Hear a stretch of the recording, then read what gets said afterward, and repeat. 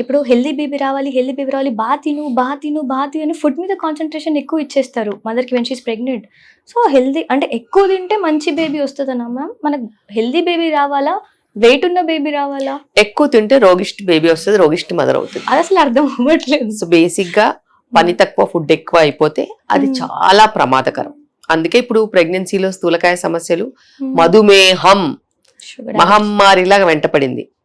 So ప్రేమ is equal to food అని తీసి పడేస్తే అన్ని సెట్ అవుతాయి.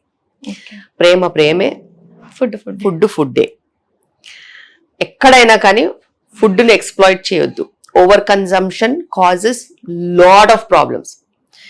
సబ్స్టెన్స్ అబ్యూజ్ అంటాం, ఆల్కహాల్, స్మోకింగ్, సబ్స్టెన్స్ అబ్యూస్ చెప్తాం కదా, అందులో ఫుడ్ కూడా ఒకటి అయిపోయింది ఇప్పుడు. ఎందుకంటే ఫుడ్ని కూడా అలా అబ్యూజివ్ గా చేస్తున్నారు. ఒక సెట్ ఆఫ్ జనరేషన్ కి తినడానికి అప్పుడు ఫుడ్ లేదు, వెరైటీస్ లేవని చెప్పి ఇప్పుడున్న జనరేషన్స్ ని బాగా కూర్చోబెట్టి మేపితే ప్రాబ్లమ్సే వస్తాయి. ప్రాబ్లమ్స్ తో పాటు లైఫ్ లో పోని రోగాలు కూడా వస్తాయి. అవి ఈ పేరెంట్స్ కి అర్థం కావాలి. Stop pampering children with food.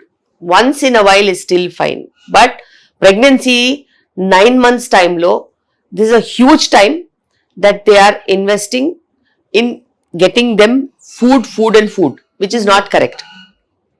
And అనుకున్న దానికంటే ఎక్కువ ఫుడ్ తీసుకున్నా, అవసరం లేకుండా క్యాలరీస్ కన్జ్యూమ్ చేసినా అది ప్రమాదకరం.